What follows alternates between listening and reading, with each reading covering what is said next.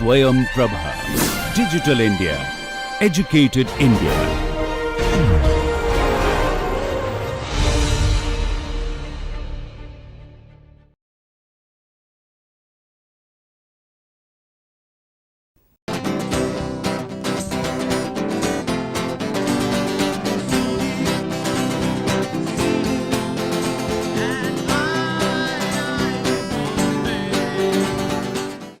We have looked at both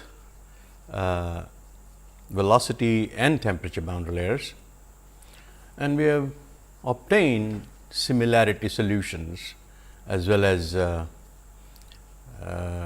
integral solutions for a variety of conditions of the free stream velocity, the suction and blowing velocity, and the pressure gradient, which of course is accounted by free stream velocity variations, as well as the wall temperature variations with and without effect of viscous dissipation.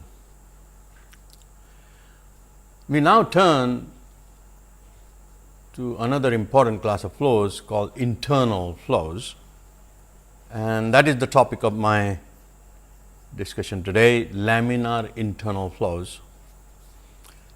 I will explain first the relevance of internal flows with important definitions and prediction of developing flow as an example of application. Internal duct flows are principally of interest in heat exchangers, where it is important to have knowledge of the pressure drop for a given length of the tube, or what we call the friction factor, and also the heat transfer coefficient or the Nusselt number on the tube side of the heat exchanger to facilitate their design. Modern heat exchangers of course employ ducts of both circular and non-circular cross sections. Sometimes even curved ducts are preferred or are necessitated in order to conserve space. Duct passages with internal insertions such as the twisted tape or coils are also popular. Optimally internally structured surfaces such as rib roughness, grooves and indentations are also used for augmentation of the heat transfer coefficient or the Nusselt number. Most of these modern applications represent examples of very complex ducts as opposed to the very simple case of a flow in a round tube or flow between two infinite parallel plates. So, solution of transport equations of mass, momentum and energy provide means for obtaining F and Nu, which is of interest in design. In simple ducts, analytical solutions are possible. In more complex ducts, however, one needs CFD solutions, and unfortunately that would be a topic outside the scope of the present lectures. But we shall consider a few non-circular ducts and treat them analytically. In the slides to follow, I will show you a few examples of ducts of non-cross sections and structured internal ducts and also curved ducts. So, here are a set of examples. The first one on the left here is of course the simple annulus with an inner tube and an outer tube. The flow is between the two tubes. Sometimes the space between the inner and outer tubes is also connected by fins, and what we have is an annular sector duct. The fluid flows through this sector and all sectors behave in a similar fashion, and therefore interest is in an annular sector. The plate fin heat exchanger is of course well known to you. This is the top plate, this is the middle plate, this is the bottom plate, and there would be several stacks of plates like this.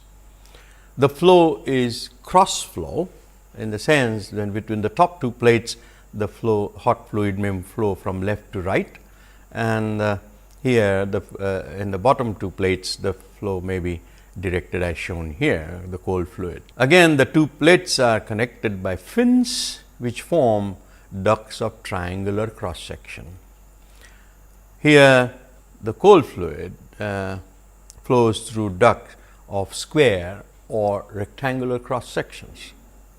So, they are very commonly encountered ducts in plate fin geometry. Of more complexity and in extremely small heat exchangers, what are called mini heat exchangers or micro heat exchangers with very high surface area to volume ratios, bordering on 1200 to 1500 meter square per cubic meter. Ducts of extremely complex shapes are employed. Here is an example of a duct which is moon shaped, and what I have shown here is a half section of the moon, x axis being the symmetry axis. This is the inner edge of the moon, this is the outer edge of the moon. Likewise, there are ducts which are of choroid shape. Again, x axis represents the symmetry axis, and the symmetry plane, and this is the outer boundary of the choroid duct. In nuclear rod clusters, in a circular shell, there are large number of rods kept. There is one rod in the center, then there are several rods in the first rod ring, then another set of rods in the second rod ring, and so on and so forth. So, it may go like 1, 6 so this is a 19 rod cluster geometry. So, it would go like 1, 6, 7 and 12 in the outer ring, making 19 rods. The flow, of course, is this is the symmetry plane, again this is also a symmetry plane, and the flow takes place in the interspace between the rods, and you can see how complex the flow cross section then is. It is a very good example of a complex shaped duct that is encountered in nuclear reactors. The plate fin heat exchanger that I showed you here, the plates here are flat. In order to save space, many a times the plates are actually wound in a spiral, and what you then have are several spirals starting from the center and becoming ever bigger in the radius r. And what I have shown here is a typical section of a curved spiral plate heat exchanger deck. So, this is the outer wall, this is the inner wall, and the duct itself has a radius of curvature r. The fluid is flowing through this and coming out like that. Another example is that of a plain tube with a circular cross section, but in which a metal strip of width equal to the diameter of the tube is twisted about the axis of the tube. What the tape does then is to divide the circular cross section into two semicircular ones, and each semicircular cross section then twists along the axis of the tube as one goes down the tube in the flow direction.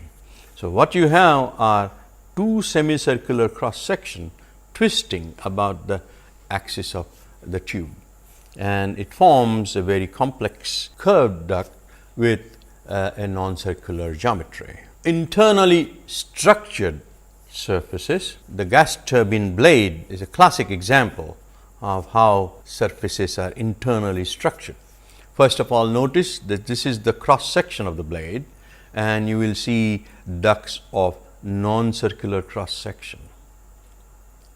Each duct has ribs in it, sometimes straight, sometimes at an angle, as you can see here. Some ducts are straight, whereas others are having a bend.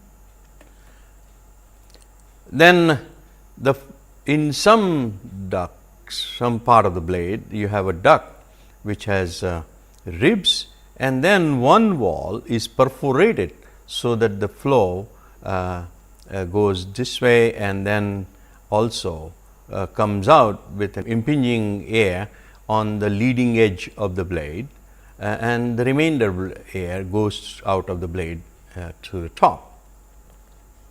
Likewise, at the rear end, the trailing edge of the blade, you have flow coming in from here and which passes on through this perforations in this wall, as well as some flow it goes directly into the into this trailing edge passage. And in this passage you have number of pin fins, solid pin fins. They are designed to make the trailing edge strong, and you have perhaps the most complex of internally structured passages or ducts that you can encounter in engineering practice in a gas turbine blade. A tube of this type, which is extensively used in refrigeration and air conditioning industry, has grooves, spiral grooves etched on both inside surface as well as the outside surface. These grooves are cut out. This is a copper tube, and you can see how tiny the near surface structure is. In fact, the height of the grooves is quite small, and in fact, it is if you have familiarity with turbulent laminar sublayer in a turbulent flow, then the height of the tube just exceeds the laminar sublayer. The purpose of the tube grooves is to make sure that the laminar sublayer, the sluggish laminar sublayer, is continuously disrupted, and therefore enabling enhanced heat transfer.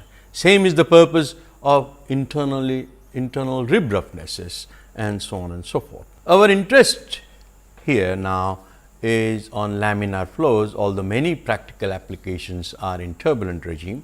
We shall take up the turbulent flow a little later, but let us concentrate first on the laminar flow in a duct. Let us say the flow enters with a uniform velocity u bar, let us say, then as soon as it encounters the top and the bottom wall, there would be viscous action and therefore the boundary layer development as shown here. Inside the boundary layer, there will be a reduction in velocity from its initial value, and to compensate for that, there would be increase in velocity inside what is called the core region.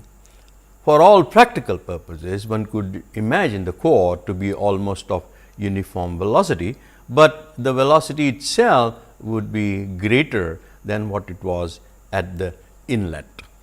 So, we have a region, core region, in which the velocity continuously accelerates and is greater than that of the inlet velocity, but in the boundary layer region, you have a velocity which is lower than the inlet value. Ultimately, the boundary layers from the two walls meet. When they meet, we say the flow is no longer in state of development, but has reached a state of fully developedness. By that we mean that the velocity profile that is now generated would sustain itself without any change in the axial direction. And therefore, the fully developed flow is identified with the du dx equal to 0, where u is the velocity in the axial direction, as well as the pressure gradient in the axial direction is constant. What is of interest from practical standpoint is the estimate of development length LV, and LV, as we can very well imagine, would be a function of Reynolds number. The higher the Reynolds number, the higher will be the length LV. In this entrance region of the duct, analytical treatment is usually quite difficult, except in very simple cases. For more complex cases of complex cross-sectional ducts and so on and so forth, or curved ducts, one really has to adopt CFD based procedures, computer procedures. Nonetheless, I would take up a very simple case as shown on the next slide. It is essentially a case in which these are two infinite parallel plates, both in the z direction as well as in the x direction, the z direction being and the y direction is measured from the bottom plate going forward. The plate interplate distance is going to be 2b. So, the distance between one wall and the axial symmetry is simply b, as you will see on the next slide. So, we consider laminar flow between infinite parallel plates separated by distance 2b, and in the entrance region, using boundary layer approximations, the governing equations and the boundary conditions are as given here. First of all, you will have the continuity equation, then the momentum equation, in which you have the convective terms and then the viscous term. The velocity at x equal to 0 for all y is the average velocity u bar with which the fluid enters the duct. The v in the inlet plane again is 0, and u bar at any cross section would be 1 over b, 0 to b, u dy would be the average velocity. At the symmetry plane, du by dy at all x will be 0, and so will the v at the symmetry plane will be 0. At the bottom wall x 0, u will be 0, and so would v be 0. That means there is no suction or blowing into the duct. All this is quite familiar and understandable by now. We non-dimensionalize this equation first, in which velocity is made as u star as u over u bar, v star equal to v over u bar, p star equal to p over rho u bar square, x star the distance x over dh, y star y over dh. dh is the hydraulic diameter.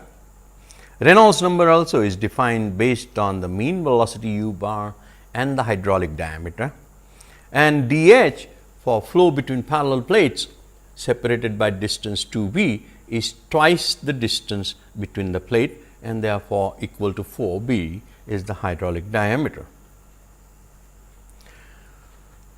Equation 5 here shows that the pressure gradient is balanced by both the momentum change terms or the convection terms and also the viscous terms, the d2u dy square. So, viscous friction as well as momentum change caused by change in velocity profiles along the length of the duct balances the pressure gradient, which itself varies with x. Now, what makes it difficult to obtain solutions to this type of equations is the fact that, remember, this first of all, these are two equations and we have three unknowns: u, v and pressure. So, we really have a problem here, that unlike in the boundary layers where we specified the pressure gradient, we cannot do so in internal flows, and we have to do some tricks. So, the coupling that exists between the continuity equation and the momentum equation is due to convection terms here, and that is what makes this equation set in nonlinear equation set because of the coupling, and we have to find ways to override this coupling. Now, this is precisely what was done by a man called Laminar in a paper published in 1942 titled "Steady Flow in the Transitional Length of a Straight Tube," and was published in Journal of Applied Mechanics, volume 9. He said the left hand side or the momentum change terms are functions of x and y, but we shall write them as beta squared multiplied by velocity. Beta square is a constant at one cross section. Its value will change from cross section to cross section, but at a given cross section beta square is a constant, and u star is a function of x and y, of course, so that the left hand side and the right hand side have the same dimensions. So, if I substitute for the left hand side beta square into u star, then the momentum equation can be written as d2 u star by dy star square minus beta square u star equal to Re dP star by dx star, and you will quite easily derive that the pressure gradient dP star by dx star, and I will show you that. Remember, dP star by dx star is essentially rho u infinite rho u bar square into dP divided by dH dx. In other words, and we define FL, the local friction factor, as 1 over 2 dP dx into dH by rho u bar square. Sorry, this should be, I beg your pardon, this should be dH over rho u bar square.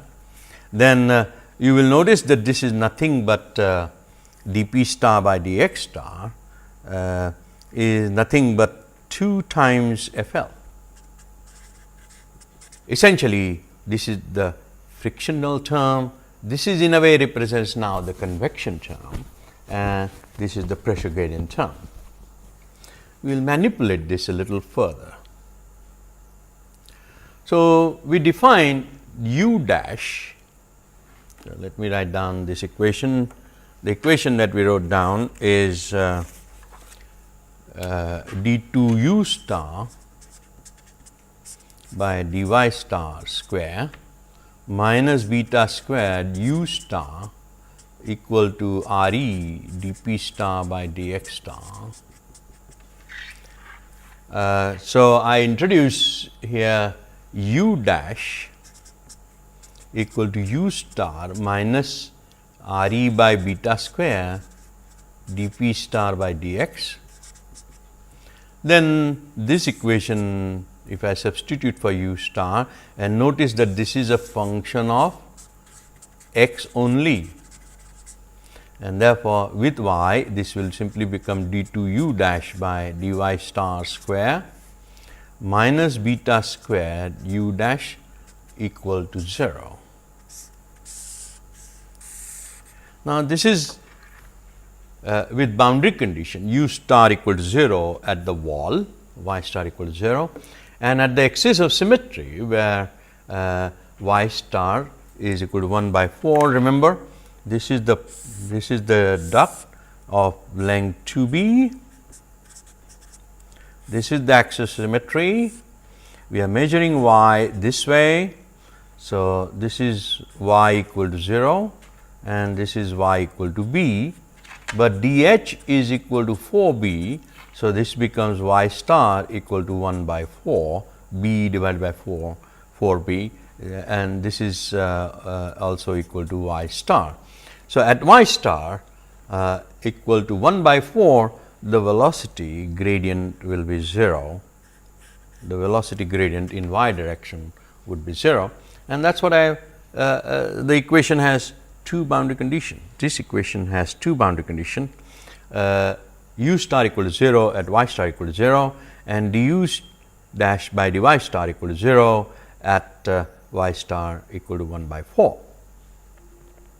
Now, this is a very familiar Finn equation in heat conduction that all of you are familiar with, and therefore, the solution is very simple. It is a C1 exponential beta y star plus C2 exponential of minus beta y star. And if I make use of these two conditions, I can determine C1 and C2. They evaluate in the following way. C1 is Reynolds by beta square dP star by dx star divided by 1 plus exponential of beta by 2, and C2 equal to C1 exponential of beta by 2. So, this is quite straightforward algebra to really evaluate C1 and C2, which incidentally is a function of C1 into exponential of beta by 2. Now, to evaluate pressure gradient, we make use of the definition of mean velocity. We said u bar is equal to 1 over b integral 0 to y u dy, 0 to b. If I change y to y star, then essentially you get 1 over b into u bar into 4 0 to 1 by 4 u over u bar dy star, dy would be equal to 4b. Yes. So, this is 4 times b and this will be u bar, and therefore, b gets cancelled and you will get 1 by 4 will be equal to 0 to 1 by 4 u star dy star. If I now substitute for u star 0 to 1 by 4 u dash minus Reynolds by beta squared dp star by dx star dy star. I know u dash as a function of y and therefore, integrate, then you will see that you can get Re dp star by dx star equal to FL Reynolds equal to beta times 4 C1 exponential of beta minus 2. So, knowing the value or assuming a value of beta, you can always calculate beta C1 and therefore, evaluate expression Re dp star by dx star, the local pressure gradient. Another quantity of interest is the center line velocity. How does the velocity at the center line change? Of course, the velocity begins at x equal to 0, u c will be equal to u bar at x equal to 0, but it will go on increasing till the flow become fully developed. So, if we consider this equation again, equation 10, this equation again, then and write it at the axis of symmetry y star equal to 1 by 4. It will simply become d2u dy star square at 1 by 4 minus beta squared u star c equal to Re dp star by dx star, where it can be shown that the evaluation of d2u star dy star 1 by 4 is nothing but 2 c1 beta square over exponential of beta by 4. And therefore, a little algebra of about 2-3 lines will give you u star c is a function of again beta and C1.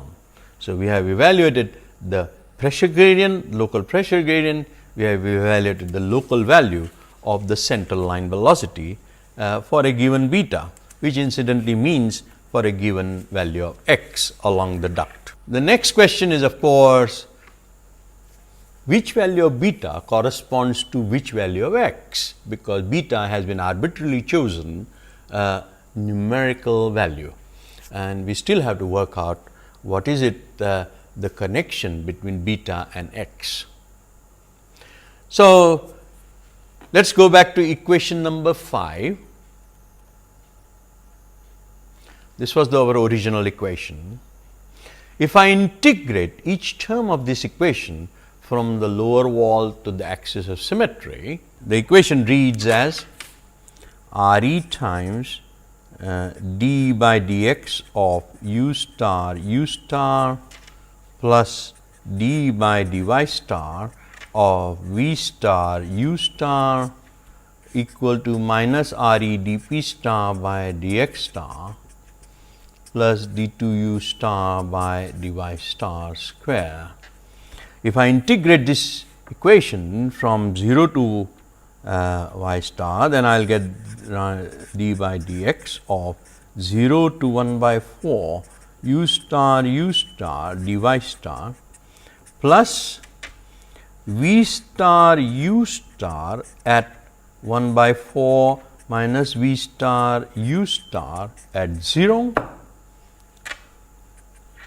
equal to minus Reynolds by 4 dp star by dx star, because this is not a function of y. So, simply I get at 1 by 4 plus d2 du star by dy star at 1 by 4 minus du star by dy star at y star equal to 0. So, this term remains intact, but at the axis of symmetry v star is 0. Likewise, u star is 0 at the wall. So, that term is also 0. This term remains intact. Du star by dy star at the axis of symmetry is 0, and therefore, that term goes to 0, and I get, and this term of course survives because there is a velocity gradient right at the wall, and therefore, the equation will now read as I have shown here.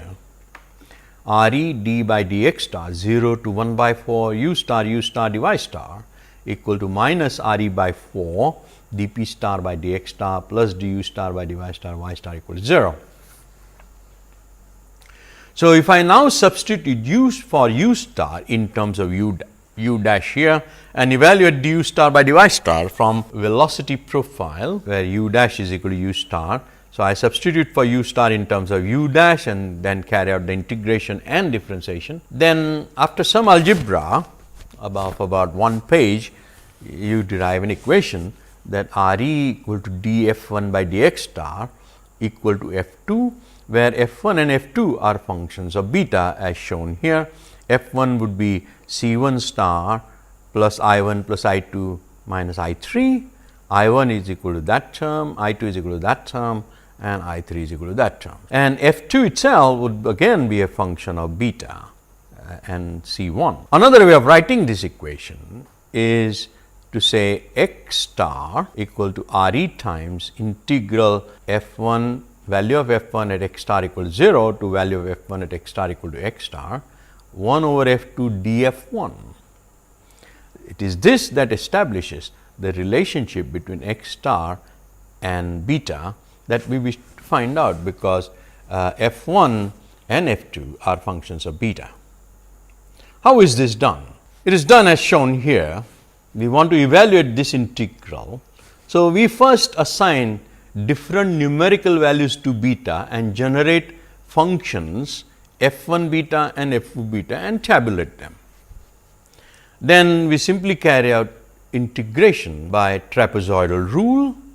So, essentially you assume certain values of beta, f1 and f2, a large value, let us say I have used here 60. So, you have a value of f1 60, f2 60 and so on and so forth. Then 59, f1 59, f2 59 and so on and so forth, and you go on to towards tending to 0. So, we have for each beta value a function. So, then what you do is simply, in order to carry it, you say sum is equal to 0, and then you say sum is equal to sum plus f1 60 minus f1 59 divided by half of f2 60 plus f2 59 as the integral. This is the integrand 1 over f2 df1, and simply go on adding these terms and you carry out the integration. This is the trapezoidal rule which I just wrote. So, now of course, you can make beta arbitrarily large, very very large. It can go up to infinity, and on the other side will go to 0. I took several values and I found going up to 60 was quite good enough, because as beta tends to infinity, x star tends to 0, and as beta tends to 0, x star tends to infinity. So, of course, in lieu of infinity, one can choose any value. Now, of course, once you have chosen beta values, you can also calculate for these beta values. You can calculate 3 more quantities. One is C1, second one is UC, and the third one is FL. So, these are the 3 quantities you can calculate. They are all functions of beta, and once the integration relates the value of x star to beta, we know that these are the values that correspond to x star. Although large number of solutions were generated for very tiny steps of beta, I am showing you solutions for select values of beta. So, here are the values. At beta equals 60, C1 turns out to be extremely small and negative. It corresponds to x equal to 4.60 into 10 to the minus 6. Here x is divided by dh, the hydraulic diameter, and then divided by Reynolds number. UC star is simply the central line velocity divided by u bar, and this is FL multiplied by Reynolds number, which is the local friction factor. So, you can see for each value of beta, a value of x has been discovered. As beta goes on reducing, x goes on increasing, and finally, for beta equal to 0.1, x is equal to 0.01, UC star becomes equal to 1.4998, almost 1.5. So, asymptotically you can see from about 0.005 onwards, the change in friction factor, or essentially the pressure gradient, is very, very small. The change in central line velocity is also very, very small, and essentially a state of fully developedness has been reached. Asymptotically at infinity, of course, UC star becomes 1.5 and 24. This incidentally can be shown even from the analytical solution that we already have. So, you can see as the flow develops, the central line velocity increases, friction factor itself multiplied by Reynolds number, of course, decreases with x. Solutions of this type can be generated, here I have generated them for flow between parallel plates, where the resulting equation is a simple Finn equation. But you can also do this for flow in a circular tube, where the resulting equation is a Bessel's equation. Also, in case of an annulus, entrance region of an annulus, the resulting equation is a Bessel's equation. The algebra there is much longer, but here it is a simple algebra, and therefore, I chose to do the flow between parallel plates, which in itself is of great interest. This is the variation of friction factor versus Reynolds number, starts from the high value and goes down to a constant 24 at about 0.01. Likewise, the central line velocity goes from 1 and ends up with 1.5. So, fully developed friction factor is 24, fully developed central line velocity is UC by u bar 1.5. We can now treat this distance LV by dH RE approximately equal to 0.01. The behavior near the fully developedness is very asymptotic, and therefore, one could not really fix precisely the value of development length, but purely by observation we can say LV by dH Reynolds of 0.01 is a good estimate of the flow development length, which we said was our objective. Now, all these results that I mentioned and of the fully developed flow are well known from the UG text, either from analytical solutions for annulus and circular tube, or in case of ducts of non-circular cross section where CFD analysis is used. You can get values of development lengths, and I will show them on the next slide. But here note that instead of the local friction factor that I have plotted here, sometimes people prefer, because the local friction factor gives you variation of the local pressure gradient, but people are interested sometimes to measure actually the local value of pressure itself, and that means what they define what is called as an apparent friction factor, because this is what you will measure in an experiment. Apparent friction factor is defined as -1/2 p x minus p x 0 divided by x dH over rho u bar square, and it is simply 1/x 0 to x FL dx.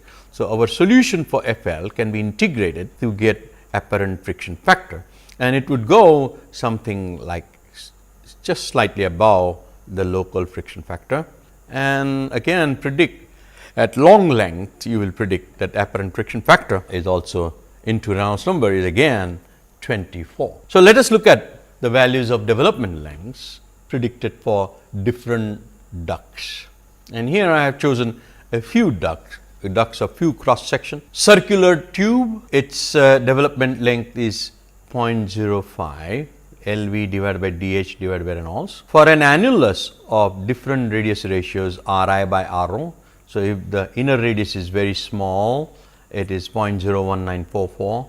If it is 0.1, 0.17 and so on and so forth.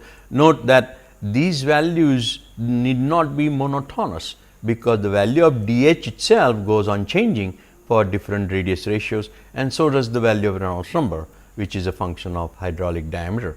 So, these need not be monotonously increasing or decreasing. The values are simply numbers to be used directly in an analysis. But notice that when Ri by Ro tends to 1, this is Ri and this is Ro. When Ri by Ro tends to 1, which means Ri is very close to Ro, then for all practical purposes the flow in the annulus is much like the flow in between parallel plates, and predictably you are seeing that the development length is 0.01, which we actually calculated through our analysis. Similarly, in rectangular ducts of side ratio B by A, or essentially it is 2B by 2A, then the ratio B by A gives you the aspect ratio. When B by A is 0, again when B is very tiny, you essentially get flow between parallel plates, because A then is infinite, and the LV by DH ratio is 0.01 as we predicted. For 0.125 is 0.227, 0.25 427, 0.5 and so forth. And when you tend to 1, that is a perfect square, the development length is 0.0752. Here is a result for semicircle. This has been calculated by numerical analysis, and LV by DH Reynolds number is 0.0622. So, the development length normalized with hydraulic diameter and Reynolds number has